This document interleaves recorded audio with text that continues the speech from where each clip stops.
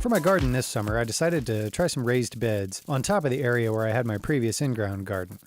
First, I built a 4-foot by 8-foot frame using pressure-treated 2x8s. Next, I'm lining this with some brown paper bags. This will help keep the weeds down while the initial plants take hold, but the paper bags break down quickly, and it'll give the worms underneath some food to help them work their way up to the new soil that I'm going to put in.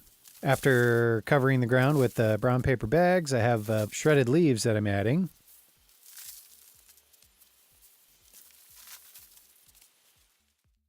Here you can see the second bed that I'm working on.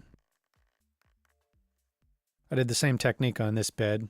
My ground isn't quite level, so I had to prop these up using some stones, and for the lower frame, I built some extra wood on there. Again, lining this with paper bags and dried leaves before adding my new soil mixture. Here I'm putting in some stakes of rebar. The rebar is going to hold some PVC tubings to make a simple hoop house, and it's also going to hold a trellis system that I'll be installing later. For the soil mixture, I'm using several different types of compost here, including organic composted cow manure, as well as mushroom compost and some black cow composted cow manure. In addition, I'm adding some peat humus, some peat moss, and I'll be adding a little vermiculite as well to help keep the soil loose. Just put that in the wheelbarrow, mix all the ingredients thoroughly with some help, and then we'll add that straight to the garden bed.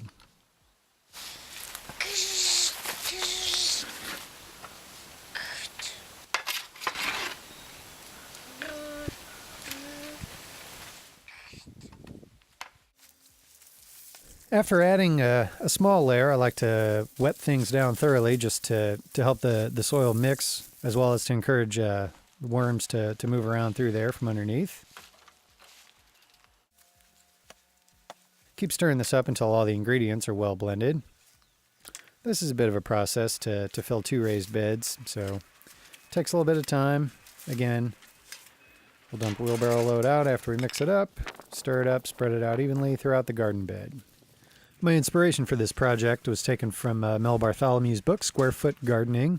I'm going to give that method a shot. I think I might have a little better luck than my traditional gardening that I've done in the past.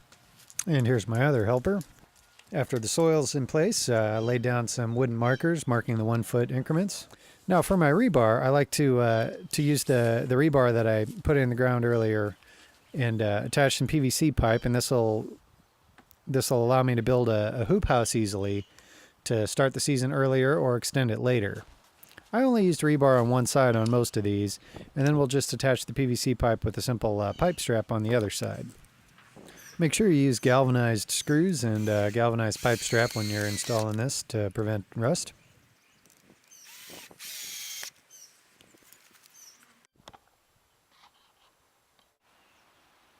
Here's a simple trellis system that you can build out of 1/2-inch electrical conduit and some trellis netting. This is going to be for my cucumbers and watermelons. Once we have all of our dirt and soil covers in place, it's time to start planting. Here's a little celery that I'm trying to regrow.